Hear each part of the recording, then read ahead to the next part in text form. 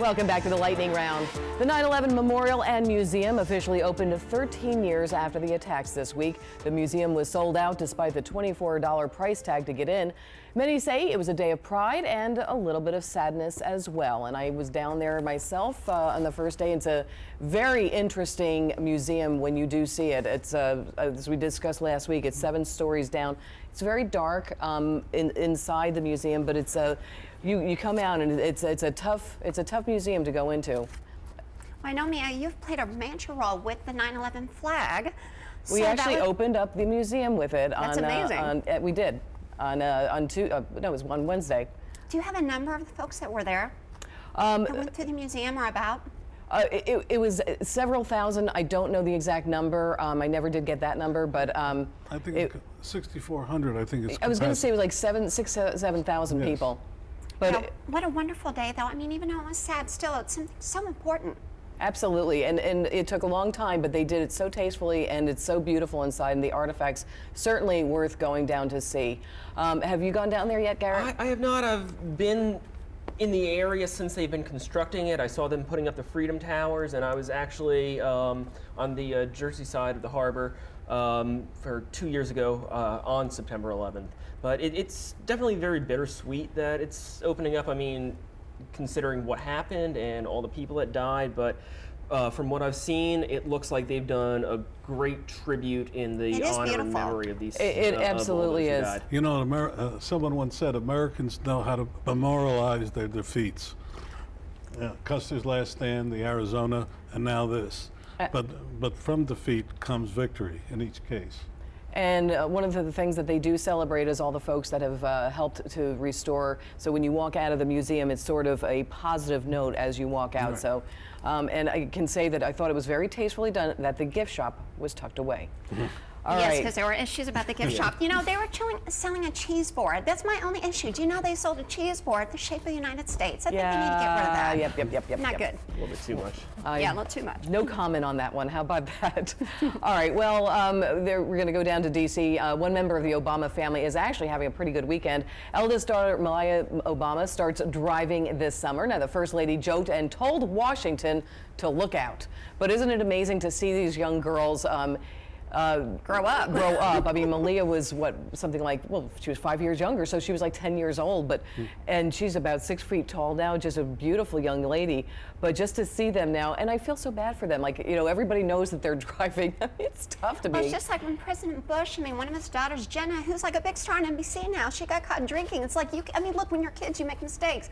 When your kids are the President of the United States, everyone's watching. So everyone's going to be watching her drive, when she runs over a mailbox. I mean, you know, everybody's going to know it. But applaud her for doing that because, you know, she's got drivers all the time. And I even know people in New York, they still don't drive. So good for her for making that attempt to be a driver. Well, I just learned that the average age has gone down for young people learning to getting their driver's license. Yeah, that's absolutely right. She's just 15. Yeah, so she gets her learner's permit. Yeah, well, we got our learner's permit in Indiana at 15, so we were driving, but we were driving way early in the fields. Okay, so you were in the fields out there. We weren't supposed to be. Tackling Washington, D.C. or New York City, well, that's a little different. That's true. I actually learned how to drive on Fifth Avenue, though. I just wanted to point that out. That's impressive. That's very impressive. All right, well, listen, let's talk about Pat Sajak. He's catching a little heat this week over a climate control tweet. Now, if you miss it, here's what he said. I now believe global warming alarmists are unpatriotic racists, knowingly misleading for their own ends. Good night. Now, the reaction from the Twitter world was serious and blunt. Michael E. Mann, a climate scientist at Penn State, tweeted that climate change could have huge repercussions. Hey, Pat Sajak, this ain't the Wheel of Fortune. If we lose this game, it isn't just one person's misfortune. All humanity pays the price. Whoa, I like Pat Sajak, you know? But this is a pretty outspoken statement for him. Yes, and in a way I'm glad he did because, as you may be aware, the LA Times bans now any letters to the editor disclaiming global warming. We seem to be going into another one of those periods where if you say something that's not politically correct, you're wrong. He is saying what a lot of people think and say privately, which is we don't call it global warming anymore. The new word is global disruption. Blah, blah, blah. You know, I mean. Well, thank you to our military for protecting our First Amendment rights, so Pat Sajak can say anything he wants to, because guess what? It is social media. Hello. Well, absolutely. I mean, say he can say whatever he to. wants to. But it was amazing to see how it sort of exploded and took on a life of its own. Hey, Dr. Bart, were you surprised by the words from Pat Sajak, but also by the reaction? Well, you know, I like Pat Sajak on the show, but I think this is an example of a certain side to one's personality that is really very wrong. I mean, he's completely off the charts and wrong on this, and he himself is using denial and repression on something that's obvious. I mean, we have so much information now, so much documentation. It's Dr. about Bart, you need to lighten up, man. You got to lighten up on this one. It's not so obvious. I'm sorry. It's just a joke. He doesn't you believe know, in it, so he's cracking a joke about it. If you say it long enough, it's so. But it's not obvious to a lot of people. A lot of people don't believe it. Like myself, I don't believe it. And I'm going to go back to saying that, you know, Pat Sajak is a Vietnam War veteran, and if he wants to speak his mind on social media, he has every right to, Dr. Bart. Oh yeah, he has his right to say it, but I think the way he said it about people being racist and that this is a liberal or some kind of a liberal cause, it's not. It's a climate issue. Says it's you, not that's about what Pat weather, thinks. It's about It's his climate. opinion. And we know enough by scientists and climatologists to make a decision on this, and being into denial is just the wrong way to go on it. All right, well, that is why we allow everybody to voice their opinion on Fresh Outlook, even if we don't always agree with them or disagree with them. I still think there's plenty of room for debate on that too. So I think there's plenty of room. course. Thank you, Garrett. Well, okay, well, we've got another little big debate going on here, folks. Yeah, Led Zeppelin may soon be headed to court over a claim that Stairway to Heaven was stolen from another band.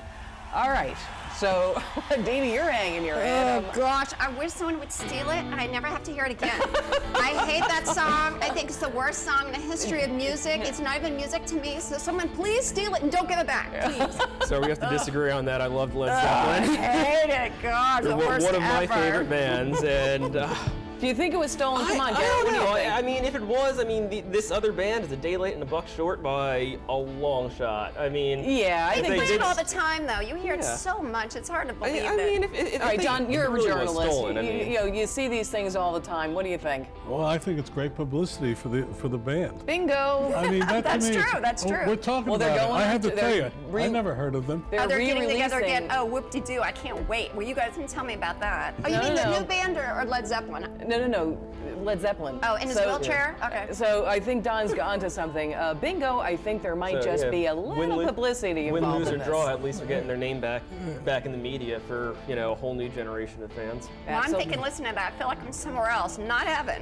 Well, I hate to admit it, but I've never heard the song. You're Oh, a yes, lucky you man. have. You've never heard Stairway to Heaven, really? Well, I've You're a heard lucky that- man. okay, that's I think it's the me. longest song or something like that. And- Well, It listen. feels like it, yeah. We're going to go to another subject this week. This is kind of interesting. The dictionary got a little bigger. Merriam-Webster has revealed 150 new words that will be added to its collegiate dictionary this year. Making the list, selfie and hashtag are two new words that reflect cultural obsessions that have become widespread enough to earn a place in the Big Red Book. And there are other words like Turducken, which I actually had to look up, and I did not know what that meant. I know what a turducken is because we had one for Christmas dinner last year. Well, you know something? I'm a big foodie, and I did not know that. So They're always delicious. Is that the Try one one. where you have the goose and something else? It's a chicken stuffed in a duck stuffed into a turkey. Yes. Which I'm not really sure why you have to do that, And and I there's a restaurant in understand. New York that is famous for that, but we'll have to look that up, Mia. That'll be a good field assignment. Oh, that'll be our field. Yes, that Edward can pay for. Hello. It seems like an awful lot of work, though, for just to make a dinner to stuff. It's worth it. It's delicious. No, I wouldn't doubt that at all, but it just seems like a lot of work, and I love to cook. I actually had a Christmas dinner at a relative with such an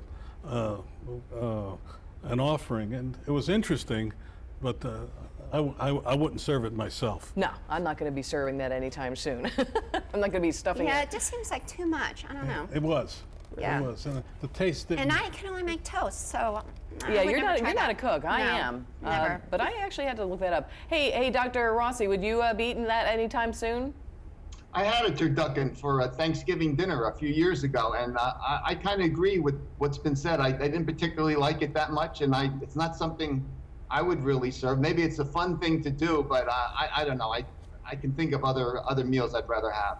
Well, and I also have to think that there's a huge cost involved in that as well. And they're not cheap. No, I know they're not cheap. Think about the time it takes. What a waste of time. I mean, there are other things to be doing during the holidays. You have to roll it up, and first you have to buy it and roll. I can't even imagine that. It's not worth it. No, you go to a butcher and get him or her to do it. Oh, okay. Exactly, Well, yeah. That's the solution. I think you just go to a restaurant and make reservations and go there and let someone else fix it. All right, we That'd be also the have a best. birthday to celebrate here.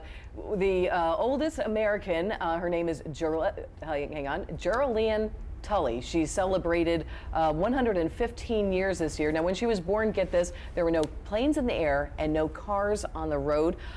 She will hit that milestone, and they say that most people, there's only like a 1 in 5 million chance that you can make it to 110 years old. She's made it to 115 years old. She says she is very religious, still attends church when she can, and lives by the motto, treat others the way you want to be treated. So a very happy birthday to her, and happy Memorial Day to all of our veterans. Garrett, thank you so much. We hope you and your family have a wonderful day. We hope you do as well. Enjoy some summertime activities. I'm Mia Toschi. We'll see you back here next week.